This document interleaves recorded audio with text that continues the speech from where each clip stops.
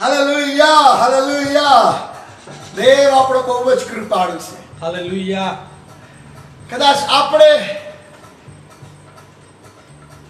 અપેક્ષા જ રાખીએ છીએ ખાલી, પણ દેવના તો એ જગતના મંડાણ અગાઉના આયોજનમાં હતું કે આજે મારે યરીખોમાંથી જવાનું છે કે હું બાર્તિમાઈને મળું.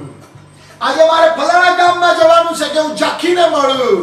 આજે હું પેલા ગામમાં જાઉં, ઓ યાઈરની દીકરીને જીવતી કરવા જાઉં અને લોહીવાળી સ્ત્રી સાજી થઈ જાય. હાલેલુયા. પ્રભુ આપણા માટે એના સ્પર્શને ઉપલબ્ધ બનાવે છે. Praise the lord. એમણે યોજના કરી છે, એ કન્સર્ન ધરાવે છે. જે માં પોતાના બાળકના માથે હાથ મૂકે, સામે ચાલીને જાય અને બાળકના માથે હાથ મૂકે, બાળકને વહાલ કરે, એમ આપણો પ્રભુ એનો સ્પર્શ આપણને આપવા બહુ આતુર હોય છે. આમેન. અને જેઓને ન્યાયીપણાની ભૂખ ને તરસ છે, એ દેવનું માથે હાથ મુકાવવું ને દેવનું હગ કરવું, એ બધો જ અનુભવ કરશે. કે પ્રભુ પોતે આતુર છે એના બાળકોને એના સ્પર્શ દ્વારા સંપૂર્ણતા તરફ લઈ જવા. આમેન. આમેન. હાલેલુયા. પ્રભુ ઈશ્વરના નામમાં આપ સર્વનો આવકાર કરીએ છીએ. વન્સ અગેન પ્રેક્ટિકલના પુસ્તકને શીખવાને તમે બધા તૈયાર હશો એવો હું વિશ્વાસ કરું છું. પાછલા દિવસોનું શિક્ષણ આપ સર્વના માટે આશીર્વાદિત બન્યું છે. તમારી કોમેન્ટ્સ માટે અને તમારા લાઇક્સ માટે ધન્યવાદ. આજે પણ તમારી કોમેન્ટ્સ આપશો, તમારા લાઇક નું બટન દબાવશો કે અમને ખબર પડે કે ક્યાં ક્યાંથી ભાઈઓ બહેનો જોઈ રહ્યા છે, અને આ શિક્ષણ ખચિત તમારા માટે આશીર્વાદનું કારણ બનશે. આમેન. આમેન. બહુ બધા લોકોના માટે આ નવું જ પ્રકટીકરણ છે અને મને એની તૈયારી કરવામાં મજા આવી ગઈ છે. બહુ જ આનંદ થાય છે કે રોજ પ્રભુ એના વચનનો મર્મ ખોલે છે, એના વચનને બહુ નજદીકાઈથી સમજાવે છે, અને બાબતો મારા માટે બહુ જ આનંદદાયક છે. અને વાતો તમને શીખવવી એ પણ મારા માટે ખૂબ આનંદની બાબત છે. મને બહુ આનંદ છે કે જુવાન દીકરા દીકરીઓ, મોટાઓ, ભાઈઓ અને બહેનો આ શિક્ષણને બહુ ગંભીરતાથી લઈ રહ્યા છે, જાણે એનો પાયો એમના જીવનમાં નંખાયો છે. આજે હું ફેમિલીમાં ગયો અને આંટી એમની નોટ બતાવતા હતા, જુઓ આટલી જાડી નોટ, મેં આ તમારા શિક્ષણની નોટ બનાવી છે. Praise the lord. એક દીકરી કહે છે કે મેં આખું બાઇબલ પૂરું કરી દીધું આ લોકડાઉનમાં, ઇઝરાયલ પ્રોજેક્ટ ચાલતો તે દરમિયાન આખું બાઇબલ જૂનો કરાર ને નવો કરાર પૂરો કરી દીધો. Praise the lord. અભિનંદન દીકરીને. આ ઇઝરાયલ પ્રોજેક્ટ મને સફળ થયેલો લાગે છે, કારણ કે બધાની બાઇબલ વાંચવાની ભૂખ ને તરસ વધી ગઈ છે. એટલા માટે શીખવતા મને પણ ખૂબ આનંદ છે. બરાબર, પાછલા દિવસોમાં આપણે જોયું પ્રેક્ટિકલને કેવી રીતે સમજવું, how to understand the word of God, એની કેટલીક બાબતો આપણે જોઈ. ત્યાર પછી આપણે પ્રેક્ટિકલનું પુસ્તક પણ શરૂ કર્યું છે. પહેલો અધ્યાય ઈસુનું મહિમાવંત સ્વરૂપ, બીજો ને ત્રીજો અધ્યાય 7 મંડળીઓ, ચોથો ને 5મો અધ્યાય દેવનું રાજ્યાસન, છઠ્ઠો ને 7મો અધ્યાય 7 મુદ્રાઓને તોડવામાં આવે છે. 7 મુદ્રા. 8મો, 9મો, 10મો, 11મો, 12મો, 13મો, 14મો, 15મો અધ્યાય 7 રણશિંગડા, 16મો અધ્યાય 7 પ્યાલા. આટલા સુધી આપણે શીખવાના છીએ. આગળ આપણે શીખવા પ્રયત્ન કરીશું. હું આશા રાખું છું કે લોકડાઉન પૂરું થાય પહેલા આ પ્રેક્ટિકલનું પુસ્તક પૂરું કરી શકીએ. મારે થોડી ઝડપ પણ કરવી પડશે અને પ્રભુ આપણને કૃપા આપશે કે આપણે આખા પુસ્તકને સમજી શકીશું. હાલેલુયા. હાલેલુયા. સો આજે આપણે થોડું ઝડપ કરવાના છીએ. રાઈટ. આપણે ગઈકાલે ઓલરેડી 5 મંડળીઓને શીખી લીધી છે કે 5 મંડળીઓને પ્રભુ સંબોધીને શું બોલે છે, અને હવે ઓલમોસ્ટ તમે સમજી ગયા હશો કે કેવી રીતે દેવ મંડળીઓની સાથે વાત કરે છે. 2 મંડળી બાકી છે, આપણે ઝડપથી શીખી લઈએ. ચલો મારી સાથે બાઇબલમાં ખોલી દો. 2 મંડળી બાકી છે, ફિલાડેલ્ફિયા અને લાઓદિકિયા. પ્રેક્ટિકલના પુસ્તકમાં આવી જશો. 3જા અધ્યાયની 7મી કલમ, ફિલાડેલ્ફિયાની મંડળીને દેવ શું કહે છે, ચલો આપણે જોઈએ. 3જા અધ્યાયની 7મી કલમ, ફિલાડેલ્ફિયાની મંડળીના દૂતને લખે, જે પવિત્ર છે, જે સત્ય છે, જેની પાસે દાઉદની કૂચી છે, જે ઉઘાડે છે ને કોઈ બંધ કરશે નહીં, ને જે બંધ કરે છે અને કોઈ ઉઘાડતો નથી, તે આ વાતો લખે છે. હાલેલુયા. હાલેલુયા. દેવ પોતાની ઓળખ આપે છે, જે પવિત્ર છે, જે સત્ય છે, દાઉદની કૂચી છે. જૂના કરારમાંથી બહુ રેફરન્સો છે આવી કૂચીને લગતી રેફરન્સ પણ મળશે. અને દાઉદનું થડ, યશાઈના થડમાંથી ફણગો ફૂટશે ને બધી પુષ્કળ કલમો અને લાગે વળગે છે. અને ત્યાર પછી કહે છે કે જેની પાસે કૂચીઓ છે એ બંધ કરે, કોઈથી ઉગાડાય નહીં, અને એ ઉગાડે કોઈથી બંધ થાય નહીં. હાલેલુયા. એ આ વાતો કહે છે. ચાલો જોઈએ, આ મંડળીને દેવ ઉત્તેજનની વાત કહે છે. 9મી કલમમાં કહે જુઓ, જેઓ શૈતાનની સભામાંના છે, જેઓ કહે છે કે અમે યહૂદી છીએ તો પણ એવા નથી, પણ જુઠ્ઠું બોલે છે, તેઓમાંના કેટલાકને હું તને સોંપું છું. જો હું તેઓની પાસે એમ કરાવીશ કે તેઓ આવીને તારે પગે પડશે અને મેં તારા પર પ્રેમ રાખ્યો છે એવું તેઓ જાણશે. સારી બાબતો છે એમની કે એમના કામ એવા છે કે આ મંડળી પર દેવ બહુ પ્રેમ રાખે છે. આ મંડળી એના કામ એવા છે કે દેવ કહે છે કે વિદેશીઓ આવશે, તારા સતાવનારાઓ આવશે, તારા પગોમાં પડશે, અને એમ કહેશે કે આ એ માણસો છે જેમને એમનો દેવ પુષ્કળ પ્રેમ કરે છે. આપણે થોડું ઝડપથી જ આગળ વધવા માંગીએ છીએ. આ મંડળીને, ફિલાડેલ્ફિયાની મંડળીને કોઈ ઠપકો નથી. Praise the lord. ધન્ય છે એવી મંડળીને કે જેને કોઈ ઠપકો ના હોય. હાલેલુયા. મંડળી એવું બનવાનું છે કે આકાશમાંથી જો રિપોર્ટ કાર્ડ આવે, આકાશમાંથી જો રિઝલ્ટ આવે તો કોઈ ઠપકો ના હોય. હાલેલુયા. ઘણા માણસોની આપણે વાત કરીએ ને, આપણે કહીએ એ બહુ જ પ્રામાણિક માણસ છે, એનામાં કઈ આંગળી સીધવા જેવું નથી. અને હું તમને કહું, આપણું વ્યક્તિગત જીવન પણ એવું હોય અને આપણું મંડળીકીય જીવન પણ એવું હોય. દેવ રિપોર્ટ કાર્ડ આપે તોય કે આને ઠપકો આપવા જેવું કાંઈ નથી. હાલેલુયા. આગળ વધીએ. ચેતવણી આપે છે 11મી કલમમાં. તે મારા ધૈર્યનું વચન પાડ્યું છે, એટલા જ માટે પૃથ્વી પર રહેનારાઓની કસોટી કરવા સારું. 11મી કલમ. હું વહેલો આવું છું, તારું જે છે તેને તું વળગી રહે કે કોઈ તારો મુંગટ લઈ લે નહીં.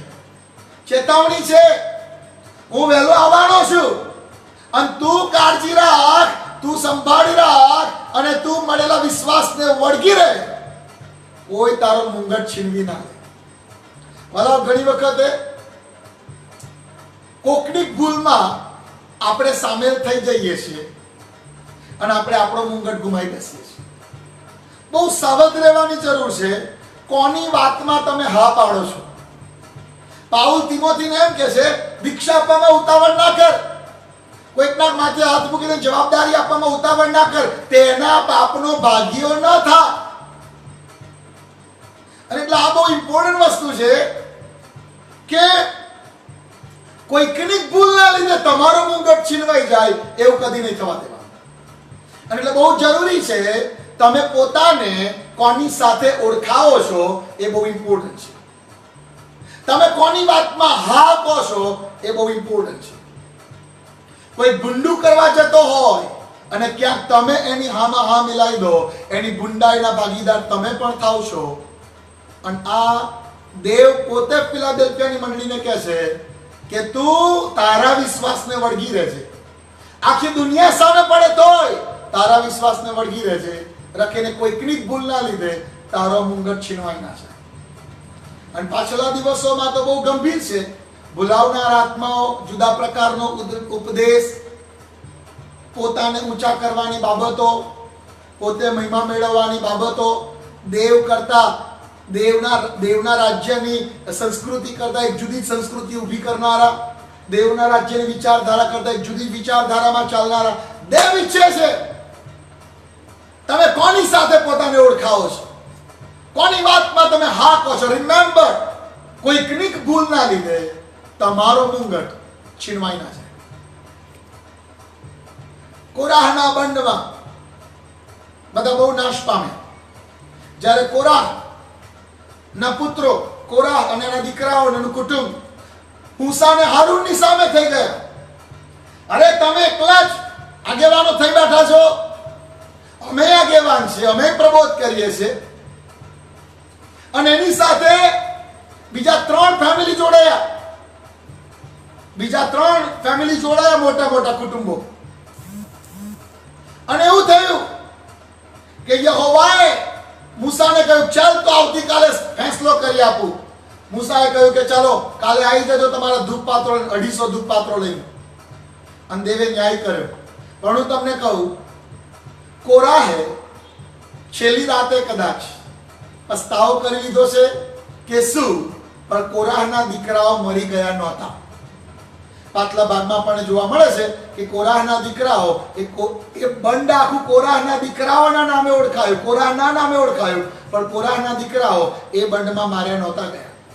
અને એ જ માણસો પ્રબોધપૂર્ણ ગીતો લખનારા થયા ગીત શાસ્ત્રમાં.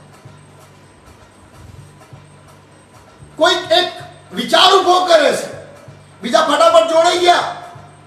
કોરાહે તો પસ્તાવો કરી લીધો, બીજા મરી ગયા.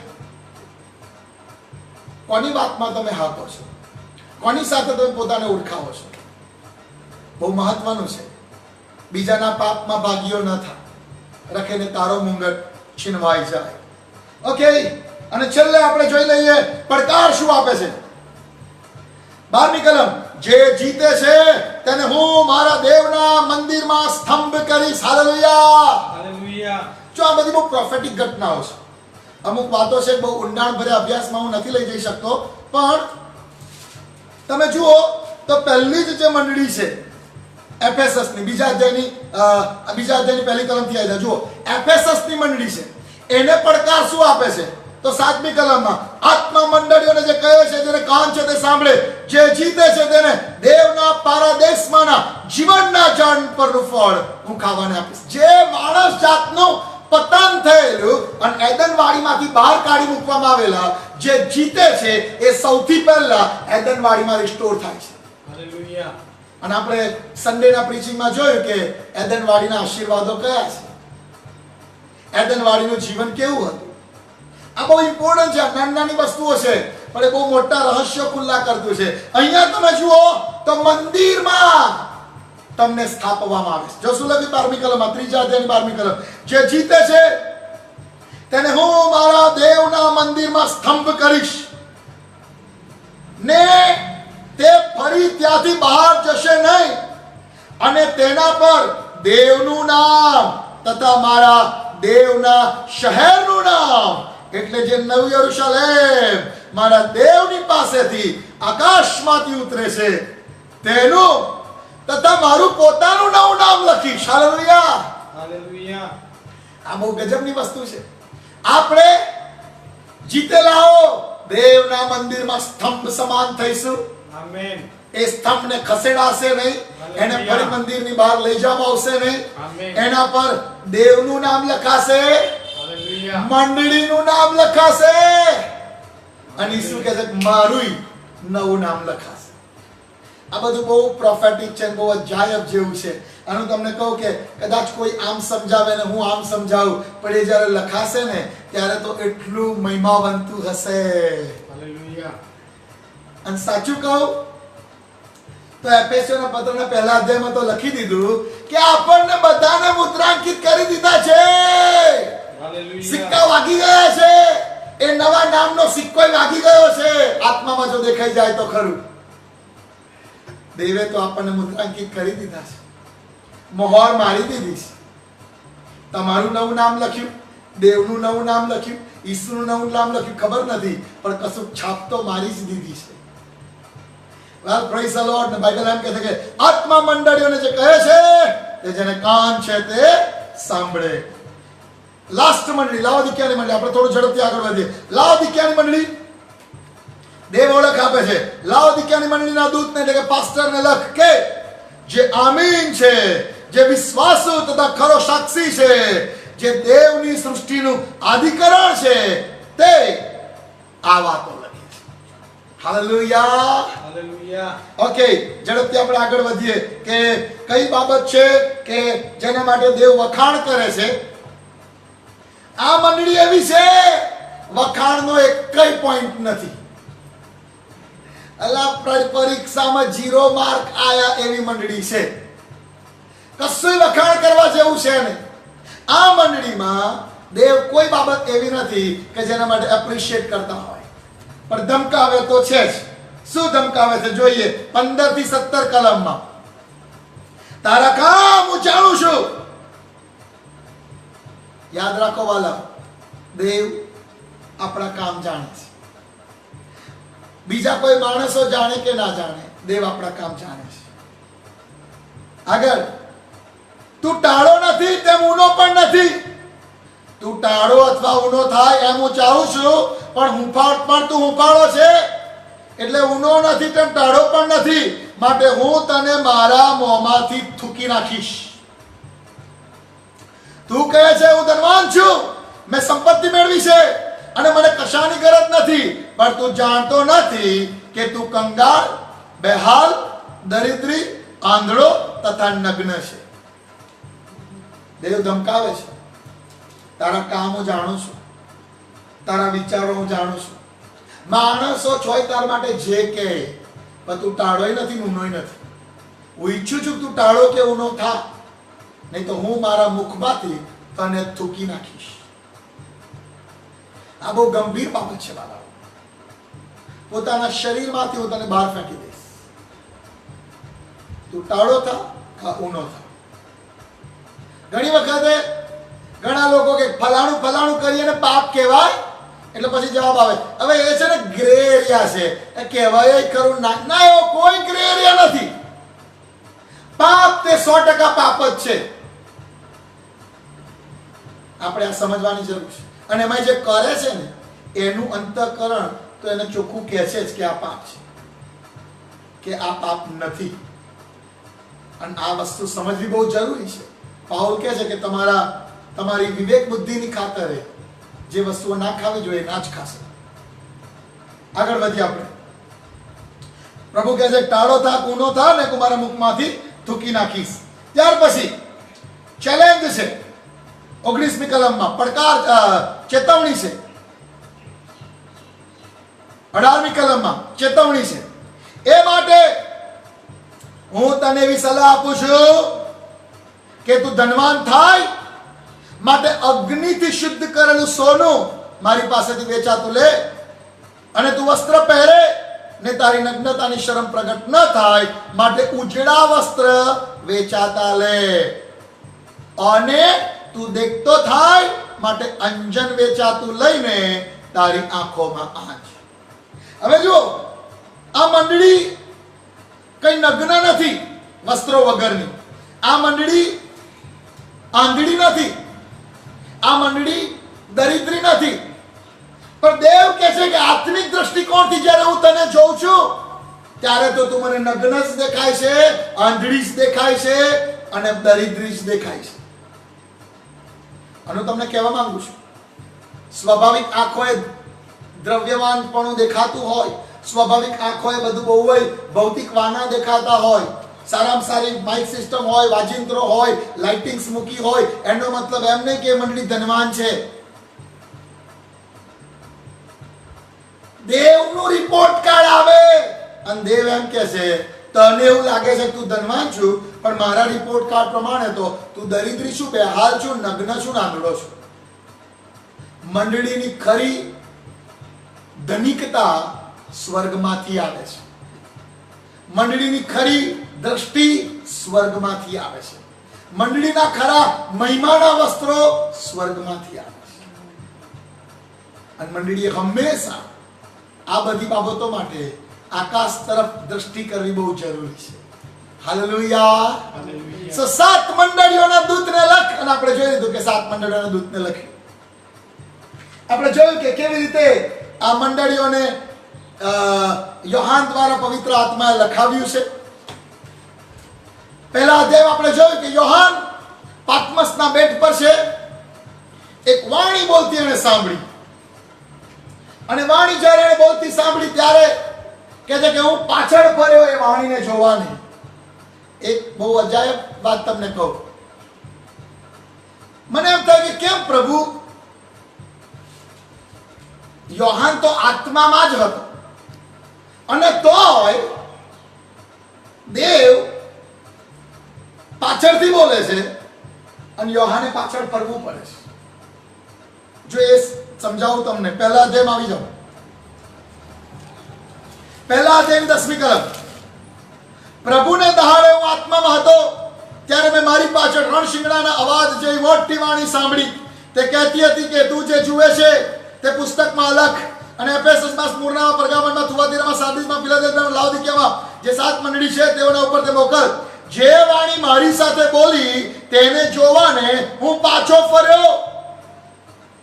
હવે જુઓ, યોહાન આત્મામાં જ છે અને તોય એને ખબર નથી કે દેવ કઈ બાજુથી બોલશે.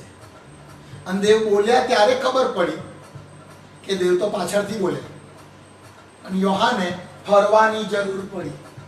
ટોની લિંગ આને આવી રીતે સમજાવતા હતા કે તમે ગમે એટલા આત્મામાં હો, દેવની વાણી તમને જુદી દિશા આપવા માટે હોય છે. તમે ગમે એટલા આત્મામાં હોય, તમને એમ લાગે હવે તો બસ બધું બરોબર થઈ ગયું, પણ દેવની વાણી સંભળાશે અને તમારે ફરવાની જરૂર પડશે. તમારે દિશા બદલવાની જરૂર પડશે. તમારે નવી દિશામાં જોવાની જરૂર પડશે. અને એની પહેલા હું તમને કહું તો તમને ત્યારે સંભળાશે જ્યારે તમે આત્મામાં હશો. તમે આત્મામાં છો, તમને સંભળાશે. તમને સંભળાશે તો તમને દિશા મળશે કે તમારે કઈ દિશામાં જવું જોઈએ. અને પ્રેઝ ધ લોર્ડ. અને પાછળ વળીને જોયું તો શું જોયું? 7 દિવ્યો જોઈ, પહેલા મંડળી જોઈ. અને હું તમને કહું કે અલ્ટિમેટ એવું જ થવાનું છે કે મંડળી ખ્રિસ્તના મહિમામાં જ સંપૂર્ણ થઈ જવાની છે. એટલે મંડળી અને ખ્રિસ્ત એક જ મહિમામાં દેખાશે. એમનું લગ્ન પતિ અને પત્ની તરીકે એક જ મહિમામાં ખ્રિસ્ત અને મંડળી, ખ્રિસ્ત અને કન્યાનું લગ્ન. Hallelujah, hallelujah. સ્વર્ગ અને આકાશનું લગ્ન. યોહાન કે જો ફર્યો પાછળ જોવા તો કે છે મને તો 7 દિવ્યો દેખાય. અને પછી ખબર પડી ઓહો આ તો મંડળી હતી. અને એની મધ્યે મેં મનુષ્ય પુત્રના એકના જીવાને જોયો. અને ત્યાર પછી એને આ 7 મંડળીઓને લખ્યું. ઓકે, ચલો હવે એક બહુ મહત્વના ભાગમાં આપણે આવીએ છીએ, કારણ કે અહીંયાથી અમુક પ્રોફેટિક ઘટનાઓની શરૂઆત થાય છે. અને આ પ્રબોધપૂર્ણ ઘટનાઓ શરૂ થાય છે. અને એટલે હું ઈચ્છું છું કે તમે આને બહુ ધ્યાનથી સમજો. આપણી પાસે કદાચ એવો બધો સમય નહીં હોય કે આ જ વસ્તુ હજકી એટલે કેવા દ્રષ્ટિકોણથી જોઈ છે બધું કાઢીને સમજીએ, કે જખારિયાએ એના સંદર્શનોમાં કેવી રીતે જોયું એ સમજીએ. પણ જેટલો સમય આપણી પાસે છે, પ્રભુ કૃપા આપશે, હું સમજાવવા પ્રયત્ન કરીશ. પણ 4થા અધ્યાયની અંદર અને 5મા અધ્યાયની અંદર રાજ્યાસન કેન્દ્ર સ્થાન છે અને એની આજુબાજુ ઘટતી ઘટનાઓને પ્રગટ કરવામાં આવી છે. હું તમને એક બહુ મહત્વની વાત સમજાવું કે ઓવરઓલ આખા પ્રકટીકરણના પુસ્તકમાં કેન્દ્ર સ્થાને ખ્રિસ્ત છે. Hallelujah, hallelujah. બધું જ થશે, બધું જ થશે, બટ રિમેમ્બર કેન્દ્ર સ્થાને ખ્રિસ્ત છે. આમેન. હાલેલુયા. અને આ 4થા અને 5મા અધ્યાયને શીખીશું ને ત્યારે આપણને એનું એક ચિત્ર ખુલ્લું થશે અને તમે એ મગજમાં સમજી શકો. એટલે હું તમને દાખલો આપું કે તમે કદી તળાવના કિનારે ગયા છો? જો તમે તળાવના કિનારે જાઓ, એકદમ શાંત પાણી હોય અને તમે પથ્થર લો છો અને જોરથી એને ફેંકો છો અને જે તળાવની વચ્ચોવચ પડે છે, પણ જેવો એ પથ્થર તળાવની વચ્ચોવચ પડે છે, વમાળો ઉઠે છે. અને વમાળો એક દિશામાં કે બે દિશામાં નહીં, એ ચારેય દિશામાં વધે છે. એ ચારેય દિશામાં વમાળો વધતા વધતા વધતા જ્યાં સુધી એ તળાવનો કિનારો નથી ત્યાં સુધી એ વમાળો વધતા જાય છે. હાલેલુયા. અને પ્રકટીકરણનું પુસ્તક એવું છે કે સેન્ટ્રલમાં દેવનું રાજ્યાસન છે અને બીજી બધી ઘટનાઓ એ રાજ્યાસનની ચારે બાજુ બને છે. અને આ રાજ્યાસનની મધ્યમાં હલવાન બેઠેલું છે. હાલેલુયા. હલવાન ઊભું રહેલું છે. આ એક બહુ પ્રોફેટિક ઘટના છે. આવશે આપણે જો ઘણી વખતે આનું સાચું કહું, આ અભ્યાસ કરતા મેં થોડા યુટ્યુબના વિડીયો ને બધું સર્ચ કરતો હતો. મેં પુલાવ બીજા લોકો શું કહે છે સાંભળ્યું અને બધી બહુ બિહામણી વાતો મેં સાંભળી. અને પ્રેઝ ધ લોર્ડ, એમને હું ખોટા છે એવું નહીં કહું, પણ બહુ બધી વાતો સાંભળી કે આ તો શૈતાન છે ને એન્ટીક્રાઇસ્ટ છે ને બહુ બધા જુદા જુદા અર્થઘટનો હતા ઘોડે સવારો માટે છે. હવે 6ઠા અધ્યાયમાં આવશે એના માટે. પણ પ્રભુએ મને જે સમજાયું છે અને હું જે શીખ્યો પણ છું અને મેં આજે આ અભ્યાસ કરતા તો બહુ અદ્ભુત પ્રભુએ અમુક વાતો પ્રગટ કરી અને મારા માટે બહુ આનંદનું કાર્ય છે. અને હું તમને સમજાવવા માંગુ છું કે આ ઇટ્સ ઓલ અબાઉટ જીસસ. આ બધું જ કેન્દ્ર સ્થાને તો ઈસુ જ આવશે. હાલેલુયા. તમે વાતો બધી વાંચો કહમાં તો છે ને સ્વાપોદ આવે છે, એને 4 મોઢા આવશે, એ તો બહુ વિકૃત છે, એના પગ રીછ જેવા છે, એનું પેલું આમ છે, બધું વિકરાળ સ્વરૂપો તમે વાંચશો. મોટો અજગર આવે છે, તમે એમ વાંચશો ઓ એન્ટી ક્રાઇસ્ટ આવે છે. આ બધુંય વાંચશો, એનું વર્ણન આખા 1.5 અધ્યાયમાં વાંચશો, પણ 1.5 અધ્યાય પછી એક નાની કલમ લખી હશે અને હલવાન તેને જીતશે. અરે બધું પાણી ફરી ગયું ભાઈ. તમે ગમે એટલા વખાણ કરેલા, બીક બતાવવા કરેલી, આવું છે તેવું છે, એક જ કલમમાં બધું પાણી ઢળી જાય છે ભાઈ. હલવાન તેને જીતશે. અરે હલવાન એક ઘેટાનું બચ્ચું એ મોટા બીસ્ટને, જાણે બહુ મોટા સ્વાપદને હરાઈ દેશે. એટલે મને એમ થાય ઓ તારી વેલ્યુ શું? આટલું બધું લખ્યું, વિહામણું હતું, આમ હતું, તેમ હતું, ભાઈ બધું હતું, પણ તને હરાયો કોણે? તો કે પેલું હલવાને હરાઈ દીધો. Praise the lord. દાઉદ ને ગોલિયાતની વાત એમને એમ નથી. આ બધા બહુ પ્રબોધપૂર્ણ ચિહ્નો છે. જેના પર અનોઇન્ટિંગ હતું ને એ તો સાવ છોકરો હતો. પેલો શાઉલે કહે છે અરે યાર તું તો હજી સાવ ફૂટડો જુવાન છું, હજુ તો. અને એ તો કે એની જુવાનીથી યોદ્ધો છે, એટલો બધો અનુભવી છે, એટલી બધી વ્યૂહરચના વાળો છે, અને તો આટલો ઊંચો કદાવર. આની સામે તારથી લડવા ના જવાય. અને દાઉદ ક્યારે ચિંતા ના કરો ને, સમુએલે તેલ રેડ્યું છે. હાલેલુયા. સમુએલે તેલ રેડી દીધું છે. હાલેલુયા. અનોઇન્ટિંગ હજુ યાદ છે કે તેલ જ્યારે રેડેલું, ઓ એનો રેડો અહીંથી અહીંયા આવેલો, પછી અહીંથી ટપકેલું, મારો જબ્બો પલળેલો, છેક મારા પગની પાની સુધી એ ટીપા પડેલા. મને હજુ યાદ છે અનોઇન્ટિંગ. ગોલિયાત તો વર્ણન મોટું મોટું હોય, એની ઢાલ આટલી મોટી, એનો ભાલો આવે, એની તલવાર આવી, બધું હોય. એક જુવાનિયાએ એને મારી નાખ્યો. Praise the lord. આખું સૈન્ય જેનાથી બીતું હતું ઇઝરાયલનું, એક જુવાનિયો ગયો અનોઇન્ટિંગમાં જઈને મારી નાખ્યો. હાલેલુયા. આ પ્રેક્ટિકલમાં એવું છે, મોટો સ્વાપદ ને મોટો અજગર ને એન્ટીક્રાઇસ્ટ બધી બહુ વાતો એક જ કલમમાં, બધું પૂરું. હલવાન તેને જીતશે. હાલેલુયા. Praise the lord.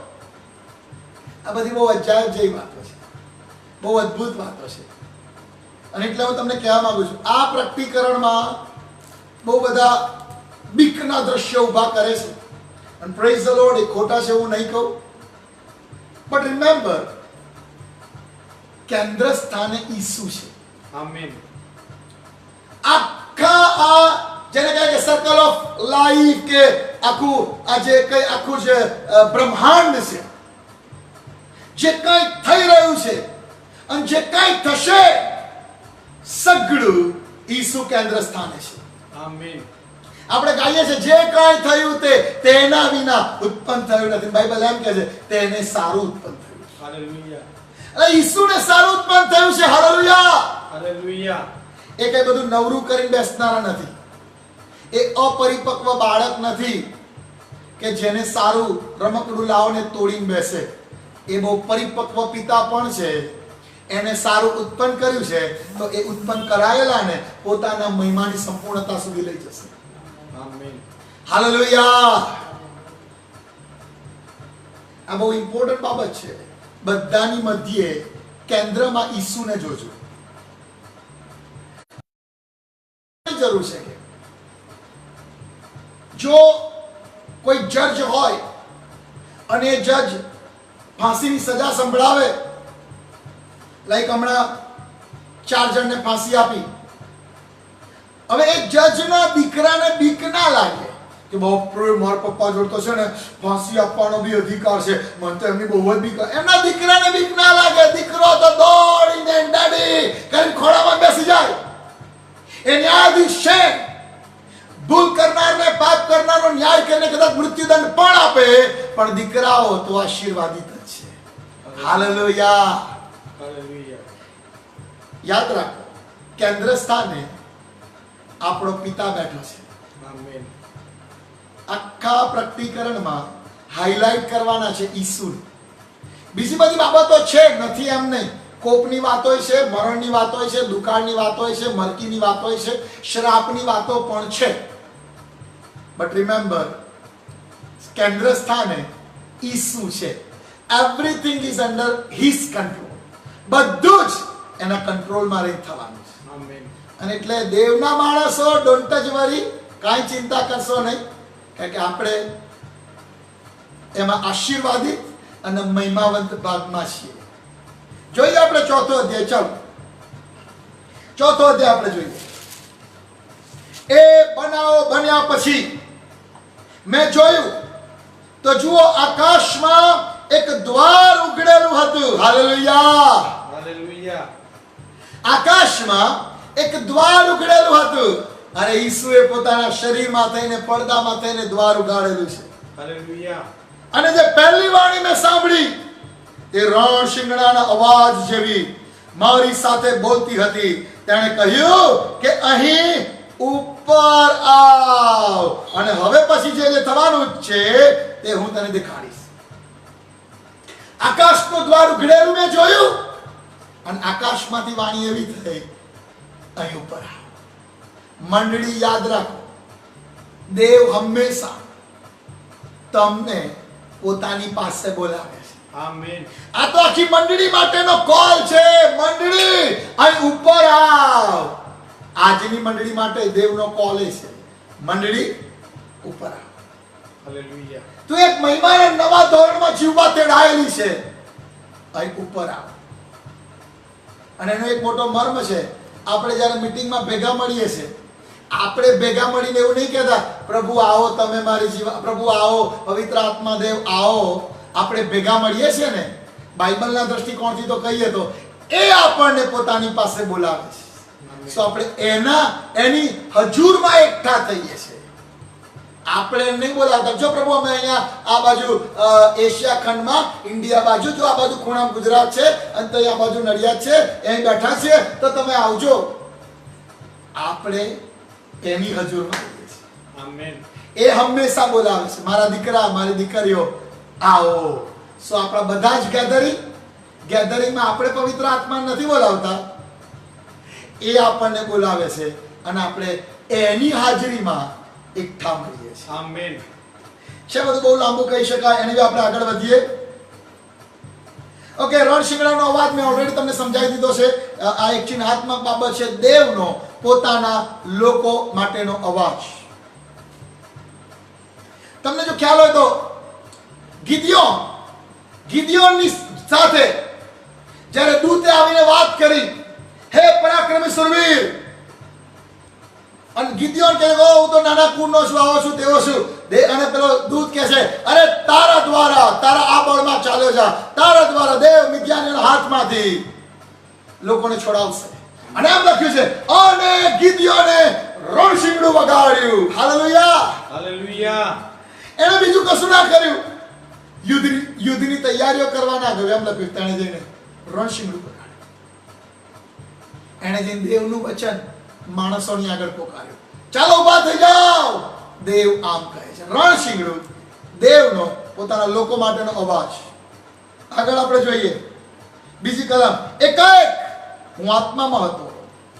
હું તમને કહું કે આત્મામાં હોવું એ નેચરલ ક્રિશ્ચિયન લાઈફ છે. હાલેલુયા. હાલેલુયા. એક સામાન્ય ખ્રિસ્તી જીવન હોવું જોઈએ આપણું, આત્મામાં હોવું. માછલીનું જીવન પાણીમાં, એમ વિશ્વાસીનું જીવન આત્મામાં, એ આપણું સ્વાભાવિક જીવન છે. એકાએક હું આત્મામાં હતો, અને જુઓ, આકાશમાં એક રાજ્યાસન મૂકવામાં આવ્યું. તે રાજ્યાસન પર એક જણ બેઠેલો હતો. જે બેઠેલો હતો તે દેખાવમાં યાસ્પીસ, પાષાણ તથા લાલ જેવો હતો, અને રાજ્યાસનની આસપાસ એક મેઘધનુષ્ય હતું, જેનો દેખાવ લીલમ જેવો હતો. હાલેલુયા. હાલેલુયા. જ્યારે તમે આત્મામાં હો છો ત્યારે તમને દેવનું રાજ્યાસન દેખાય છે. આમેન. અને હું તમને કહું, જેની દ્રષ્ટિ એ રાજ્યાસન પર હોય છે ને, એમની જીવનશૈલી જાણે રાજ્યાસન પર બેસીને જીવતા હોય એવી હોય છે. હાલેલુયા. યોહાન કહે છે, હું આત્મામાં હતો અને મેં રાજ્યાસનને જોયું અને રાજ્યાસન પર દેવને બેઠેલા જોયા. Praise the એનો Lord. મહિમા પ્રગટ કરવા શું લખ્યું છે? એ યાસ્પીસ, પાષાણ, લાલ અને લીલમ, આ બધા હીરાઓ અને પ્રેશિયસ મૂલ્યવાન વસ્તુઓ, એવું બધું મને દેખાવા માંડ્યું. રાજ્યાસન જોયું, બહુ જ મહિમાવંત દેવને એને જોયા. પછી લખ્યું છે, અને રાજ્યાસનની આસપાસ એક મેઘધનુષ્ય હતું. મેઘધનુષ્ય બાઇબલની અંદર દેવના કરારની નિશાની છે. હાલેલુયા. હાલેલુયા. મેઘધનુષ્ય બાઇબલમાં દેવના કરારની નિશાની છે.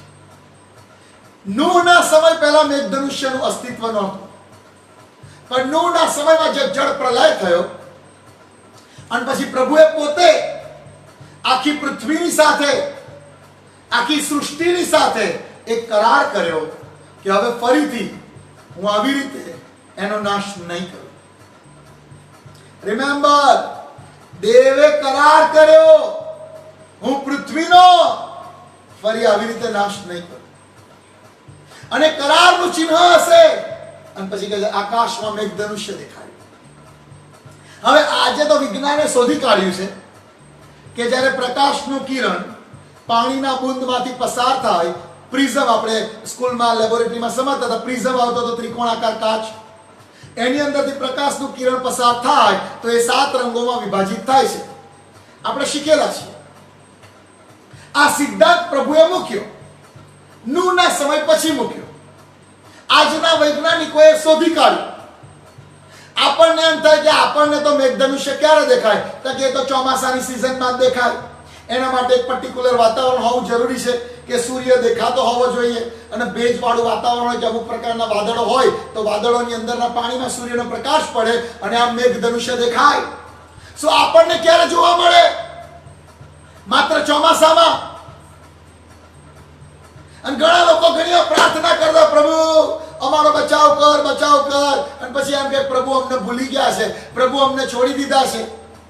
પણ હું તમને કહું, દેવના તો રાજ્યાસનની ચારે બાજુ 24 અવર એમની આંખો આગળ મેઘધનુષ્ય હોય છે જ. હાલેલુયા. That means દેવ કદી પોતાના કરારને ભૂલી જતા નથી. આમેન. એમનું કરારનું ચિહ્ન એમણે માણસ આગળ ભલે વાતાવરણ પર આધારિત મૂક્યું હોય, કારણ કે દેવે કહ્યું કે હવે પાણીથી આવો નાશ નહીં થાય, એટલે વરસાદની સિઝનમાં જ એ દેખાય, એવું દેવે ગોઠવ્યું. આપણને કદાચ એ ચોમાસામાં જ દેખાય, પણ દેવ સતત પોતાના કરારને યાદ રાખનાર ઈશ્વર છે. હાલેલુયા. હાલેલુયા. અને હું તમને કહું કે એ કરાર આખી સૃષ્ટિ સાથે કરેલો કરાર. અને એનો મતલબ એમ થયો, આપણે બધા જ એ કરારના વારસદાર છીએ. આમેન. આપણે બધા જ એ મેઘધનુષ્યના કરારના વારસદારો છીએ. કે લખ્યું છે કે એણે આખી સૃષ્ટિ સાથે, સગળી જીવ સૃષ્ટિ સાથે એણે આ કરાર કર્યો કે હું ફરીથી સંહાર નહીં કરું. દેવ કદી કરારને ભૂલી જતા નથી.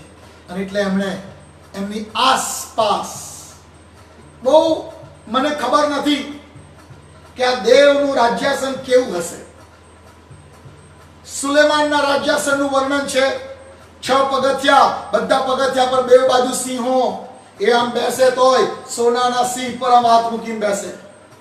એના 6 પગથિયા, 6 પર 12 સિંહોની પ્રતિમા, આટલા ફૂટ ઊંચું, આખું સોનાથી મળેલું, આખું હાથી દાંતનું બનેલું. કેટલા બધા હાથીઓ મારી નાખ્યા હશે ત્યારે સુલેમાનનું એ સિંહાસન બન્યું હશે. એના સિંહાસનનું વર્ણન છે, દેવના સિંહાસનનું વર્ણન નથી. પણ હું તમને કહું કે જેટલું છૂટું વર્ણન જોવાનું મળે છે, એના પરથી એક વસ્તુ સમજાય છે કે આ રાજ્યાસન, આવું હું બેઠો છું ખુરશી પર, એવું એક સાઈડનું નથી. આ રાજ્યાસન ચારે દિશાનું છે. હાલેલુયા. એક ગોળાકારની વચ્ચોવચ્ચ જાણે હોય, જેની અસર ચારેય દિશામાં થતી હોય. મેં ના કહ્યું તળાવમાં એક પથ્થર નાખો અને એનો જે બમણો ઉઠે, રાજ્યાસન આવું છે. અને એટલે જાણે દેવની આસપાસ ચારે બાજુ આખું ફૂલ મેઘધનુષ્ય છે અને હંમેશા પોતાના કરારને યાદ રાખે છે. હવે કદાચ કોઈ બીજું શિક્ષણ આપે તો પ્રેઝ ધ લોર્ડ. એવું ના કહેતો જસીનભાઈ પેલું આપેલું એટલે આ ખોટું. ભલે એક કદાચ કોઈકને જુદું પ્રેક્ટિકલ મળ્યું તો પ્રેઝ ધ લોર્ડ, પણ મને જે સમજાય છે, મને જે લાગે છે, આવું કશું હોવું જોઈએ. ચોથી કલમ, રાજ્યાસનની આસપાસ 24 આસનો હતા. તે આસનો પર 24 વડીલોને બેઠેલા મેં જોયા. તેઓએ ઉજળા વસ્ત્ર પહેરેલા હતા અને તેઓના માથા પર સોનાના મુંગટ હતા. હાલેલુયા. હાલેલુયા. હવે અહીંયા લખ્યું છે કે 24 આસનો છે, 24 રાજ્યાસનો છે અને એના પર 24 વડીલો બેઠેલા છે. પહેલી વસ્તુ, આસનો છે, આસનો પર બેઠા છે, એનો મતલબ કે તેઓ અધિકાર વહન કરે છે. હાલેલુયા. હાલેલુયા. અને આ દેવનું ચારિત્ર પ્રગટ કરે છે કે દેવ કે જે સેન્ટ્રલમાં સુપ્રીમ ઓથોરિટી છે, પણ એ પોતાનો અધિકાર બીજાઓની સાથે વહેંચે છે. એ પૃથ્વી પર પોતાને નિયુક્ત કરેલા અધિકારીઓ દ્વારા પણ પોતાનો અધિકાર ચલાવે છે. હાલેલુયા. હાલેલુયા. અને માણસોએ આ સમજવું બહુ જરૂરી છે કે કિંગડમ ઓફ ગોડ અધિકારથી આગળ વધતું રાજ્ય છે. ઘણા માણસોને અધિકાર નીચે રહેવાનું નહીં ગમતું. ના કે એવું અધિકાર નીચે નહીં રહેવું, કે મારે તો પોતે રાજા પોતે પ્રધાન, હું કોઈના અધિકાર નીચે ના રહું. હું તો કે યુનિવર્સલ ચર્ચ ઓફ ગોડ. હું તમને કહું કે 100% ખોટું. Universal church of God, praise the lord, પણ એ દરેક યુનિવર્સલ ચર્ચના મેમ્બરે કોઈક ને કોઈક સ્થાનિક મંડળીના સભ્ય હોવું જરૂરી છે. કોરિન્થની મંડળીમાં પ્રોબ્લેમ થયેલો ને, કોઈ કે અમે તો પિતરના, કોઈ કે અમે તો પાઉલના, કોઈ કે અમે તો બારનાબાસના, એપોલોસના, અને કોઈ કહેતા અમે તો ડાયરેક્ટ દેવના છે. અને પાઉલ ચારેયને ખોટા ઠરાવે છે. તો પાઉલ વાળા ખોટા, પિતર વાળા ખોટા, એપોલોસ વાળા ખોટા, અને ડાયરેક્ટ ડાયલિન વાળા તો અમે ખોટા. 24 આસનો એ પ્રગટ કરે છે કે 24 વડીલો છે કે જેઓને અધિકાર આપવામાં આવ્યો છે. અને આ અધિકાર પ્રગટ કરે છે દેવ પોતાનો અધિકાર બીજાઓની સાથે વહેંચીને પોતાના રાજ્યના અધિકારનો જાણે કે ક્રમ ગોઠવેલો હોય છે. હાલેલુયા. હાલેલુયા. એમના માથાઓ પર મુંગટો છે. એ બતાવે છે એમને સત્તા અને મહિમા આપવામાં આવ્યો છે.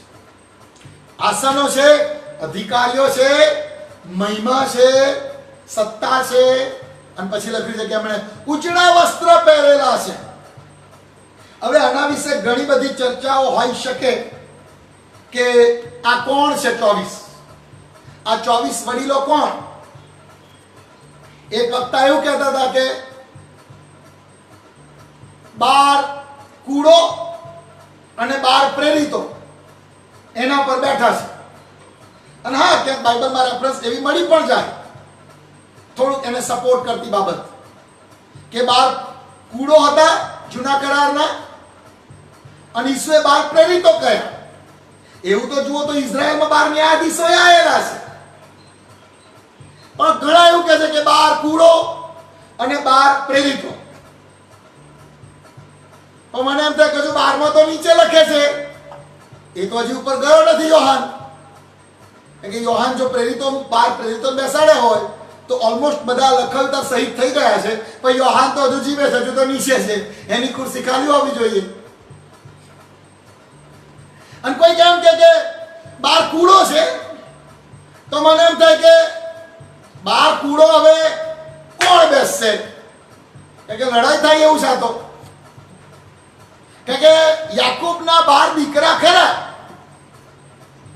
પણ લેવીનો વારસો નતો મળ્યો. પણ ગમે તેમ તો દીકરો તો ખરો ને, લેવીનું કુળ તો ખરું જ ને.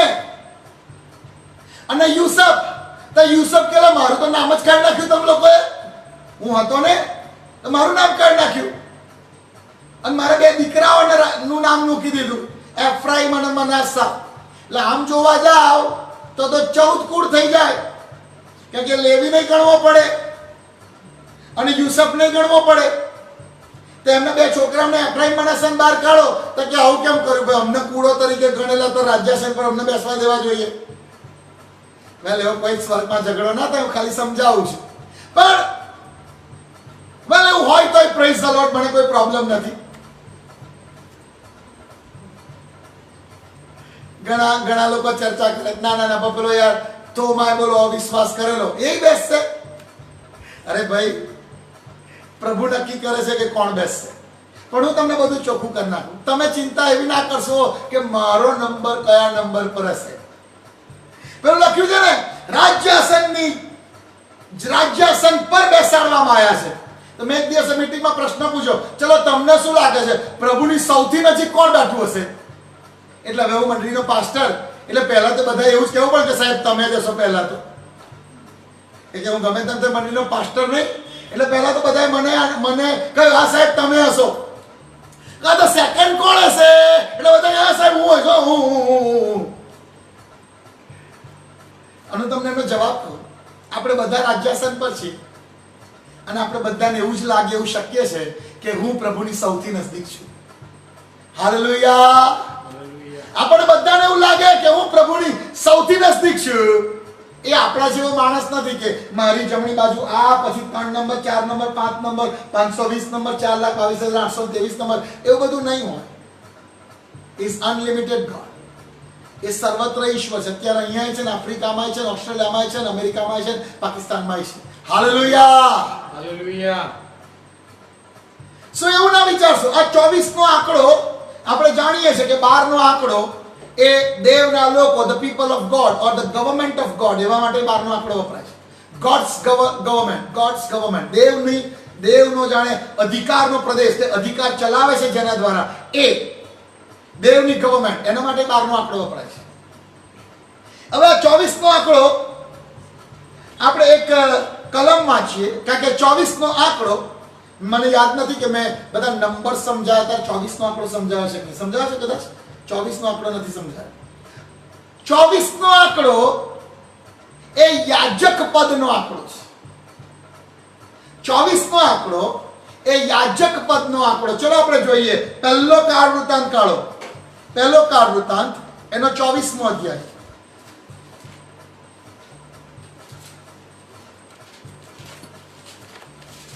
પહેલો કાળ વૃત્તાંતના 24મા અધ્યાયમાં એની 1 થી 5 કલમ હું વાંચું છું. જુઓ, પહેલો કાળ વૃત્તાંત 24મો અધ્યાય 1 થી 5. હારૂનના પુત્રોના આ પ્રમાણે વર્ગ પાડ્યા હતા. હારૂનના પુત્રો, હવે જો હારૂન કોણ હતો? વોઝ અ પ્રમુખ યાજક. અને બધા એના પુત્રો જ યાજક બની શકે. યાજક કોણ બની શકે? હારૂનના ફેમિલીના હોય તો જ, હારૂનના પુત્રો હોય તો જ યાજક બનાય, બાકી યાજક બનાય નહીં.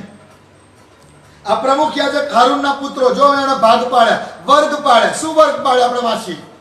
નાદાબ, અબીહુ, એલાઝાર તથા ઇથામાર, આ 4 ના દીકરાઓ હતા. એમાંથી નાદાબ તથા અબીહુ પોતાના બાપની અગાઉ મરણ પામ્યા હતા.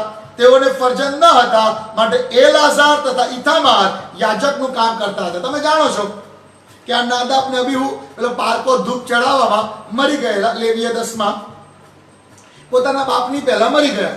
હજુ પ્રમુખ યાજક જીવે છે એ પહેલા એના 2 જેઠ દીકરા મરી ગયા. પણ ત્યાર પછી 2 દીકરાઓ છે, એલાઝાર અને ઇથામાર.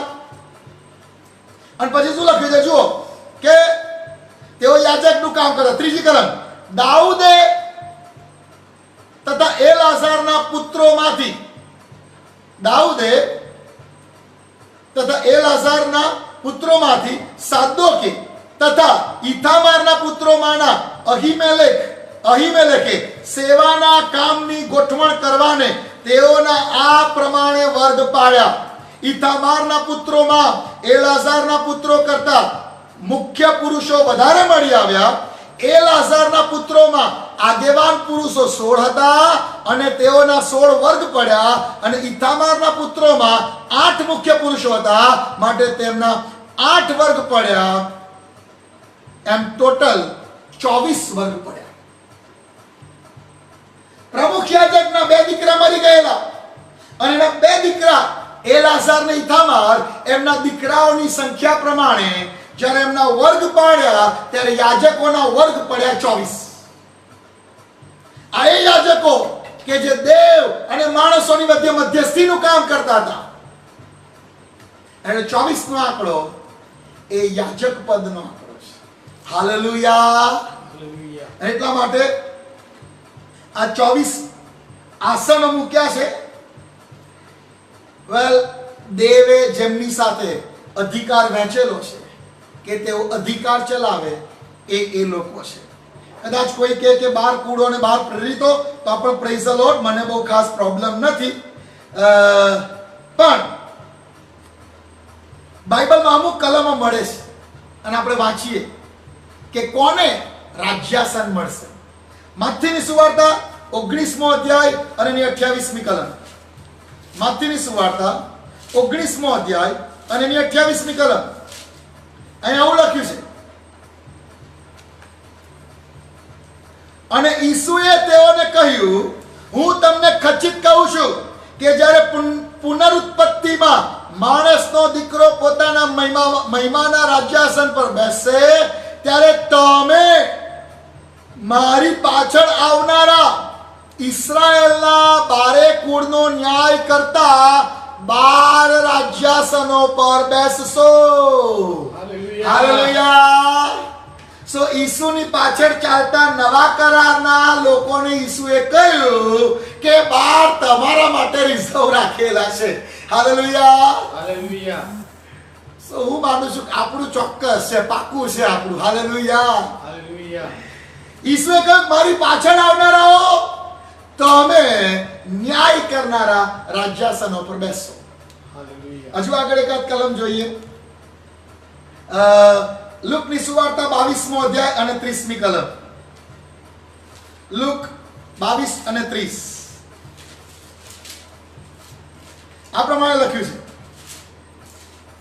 કે તમે મારા રાજ્યમાં મારી મેજ પર ખાઓ તથા પીવો, અને તમે ઇસ્રાયેલના 12 કુળોનો ન્યાય ઠરાવતા રાજ્યાસનો પર બેસશો. એની જ કલમ છે. 2 વાર 2 સાક્ષીથી દરેક વાત સાબિત થાય, અને લખ્યું છે તમે મારી પાછળ આવનારાઓ રાજ્યાસનો પર બેસશો. હાલેલુયા. હાલેલુયા. હજુ પ્રકટીકરણમાં જોઈએ. ચાલો બીજા અધ્યાયમાં આવી જાઓ પ્રકટીકરણના. કારણ કે આ ધોળા જબ્બા કોને પહેરવાના છે જોઈ લઈએ આપણે. કારણ કે આકાશમાં આપણને ધોળા જબ્બા મળવાના છે. હાલેલુયા. જોઈએ આપણે પ્રકટીકરણ 2જો અધ્યાય અને એની 26 અને 27 કલમ આપણે વાંચીએ. આવું લખ્યું છે 26-27. જે જીતે છે અને અંત સુધી મારા કામ જાળી રાખે છે તેને હું વિદેશીઓ પર અધિકાર આપીશ. તે લોઢાના દંડથી તેઓ પર અધિકાર ચલાવશે, અને કુંભારના વાસણની પડે તેઓના કકડે કકડા થઈ જશે. હું પણ મારા પિતા પાસેથી એમ જ અધિકાર પામ્યો છું, વળી હું તેને પ્રભાતનો તારો આપીશ. આત્મા મંડળીને જે કહે છે, જેને કાન છે તે સાંભળે. અહીં લખ્યું છે તમે જેઓ જીતેલા છો તેઓ અધિકાર ચલાવશો. તમે જેઓ જીતેલા છો તેઓ લોઢાના દંડથી રાજ કરશો. અધિકાર આપણે ચલાવવાના છીએ, રાજ આપણે કરવાના છે. અને જુઓ જે 5મા અધ્યાયની કલમમાં શું લખ્યું છે આપણે જોઈએ. 5મા અધ્યાયની 10મી કલમમાં શું લખ્યું છે? અને અમારા દેવને સારું તેમને રાજ્ય તથા યાજકો કર્યા છે, અને તેઓ પૃથ્વી પર રાજ કરે છે. સો દેવે પોતાનો અધિકાર આ 24 વડીલોની સાથે વહેંચેલો છે કે પોતાનો અધિકાર આ રાજ્યાસનો પર બેઠેલાઓ દ્વારા રાજ કર્યું. આપણે જાણીએ છીએ, હજુ પણ એક કલમ જો જોવી હોય તો ત્રીજા અધ્યાયનો જે પડકાર છે, 5મી કલમ 3:5, જે જીતે છે તેને એ જ પ્રમાણે ઉજળા વસ્ત્ર પહેરાવવામાં આવશે. સો આ 24 માણસોએ ઉજળા વસ્ત્ર પહેરેલા છે. હાલેલુયા. હાલેલુયા. અને આપણા માટે લખ્યું છે કે આપણને પહેરાવવામાં આવશે. આમેન. આમેન. સો ઉજળા વસ્ત્ર પહેરેલા છે, સોનાના મુંગટ માથે મૂકેલા. તમને ખબર છે, મને ને તમને સોનાનો મુંગટ મળવાનો છે. હાલેલુયા. હાલેલુયા. મહિમાનો મુંગટ મળવાનો છે. કદી ન કરમાઈ જનાર મહિમાનો મુંગટ, અવિનાશી મુંગટ. બધા બહુ મુંગટોની વાત બાઇબલમાં લખી છે, અને બધા મુંગટ કોની માટે છે? મારા અને તમારા માટે છે, જીતેલાઓની માટે છે. હાલેલુયા. સો આપણે પત્રોમાં જોઈએ છે, સુવાર્તામાં જોઈએ છે કે આપણે રાજ્યાસન પર બેસવાનું છે, આપણે મુંગટો પહેરવાના છે, અને આપણને દોડા જબ્બા મળવાના છે, ઉજળા વસ્ત્ર મળવાના છે. હાલેલુયા. હાલેલુયા. અને અહીં આગળ 4થા અધ્યાયની 4થી કલમમાં લખ્યું છે કે રાજ્યાસનની આસપાસ 24 આસનો હતા. તે આસનો પર 24 વડીલોને બેઠેલા મેં જોયા. તેઓએ ઉજળા વસ્ત્ર પહેરેલા હતા અને તેઓના માથા પર સોનાના મુંગટ. હાલેલુયા. હાલેલુયા. દેવનો અધિકાર, દેવની સત્તા અને દેવનો મહિમા જેઓના ઉપર છે એ માણસો. અરે બાપરે, આપણો સમય પૂરો પણ થઈ ગયો છે. ઓકે, એનીવે હજુ એકાદ કલમ જોઈ લઈએ આપણે. ઓકે, પણ ચાલશે. ચલો આ પોઈન્ટ અહીં આપણે પૂરો કરી દઈએ કે 12 વડીલો બેઠેલા છે રાજ્યાસનની આસપાસ. રાજ્યાસનની સામે નથી, ગોળાકારનું હોઈ શકે, હું એવું માનું છું. બધા એની ચારે બાજુ બેઠેલા છે. હાલેલુયા. હજુ થોડુંક વાંચી લઈએ. ચાલો 5મી કલમ. રાજ્યાસનમાંથી વીજળીઓ, વાણીઓ તથા ગર્જનાઓ નીકળે છે, અને રાજ્યાસનની આગળ અગ્નિના 7 દીવા બળે છે. તે દેવના 7 આત્મા છે. હાલેલુયા. હાલેલુયા. જ્યાં રાજ્યાસન હોય ત્યાં વીજળીઓ થાય, ગર્જનાઓ થાય, ધરતીકંપ થાય, રણશિંગડાનો અવાજ સંભળાય. આ બધું ત્યાં થાય જ્યાં રાજ્યાસન છે. અને એવું રાજ્યાસન જેના પર રાજા બેઠેલો છે. Praise the lord, praise the lord. પ્રભુ આ વાતોને સમજવાને પુષ્કળ કૃપા આપે. આમેન. આપણો સમય બહુ ઝડપથી જઈ રહ્યો છે અને મારે થોડી ઉતાવળ પણ કરવી પડશે. કદાચ બહુ ડિટેલ સ્ટડી ના કરી શકાય, પણ હું આ 4-5મા અધ્યાયને થોડુંક વધારે મહત્વ આપવા માંગુ છું. કારણ કે ઘટનાનો સમય કયો છે, કયા સમયે આ મુદ્રાઓ તોડવામાં આવી અને ત્યાર પછી આ બધું થયું, એ જો આપણે સમજી લઈશું તો દેવ શું કરવા માંગે છે એ આપણે સમજી શકીશું. એટલા માટે આવતીકાલે આપણે મળીશું અને આ 4થા અધ્યાયને 5મા અધ્યાયને વધારે ઊંડાણપૂર્વક સમજવા પ્રયત્ન કરીશું. પ્રભુની શાંતિ ને પ્રભુની કૃપા, પ્રભુનો પ્રેમ ને પ્રભુનો આશીર્વાદ તમારા જીવન ઉપર બનેલો રહે. God bless you.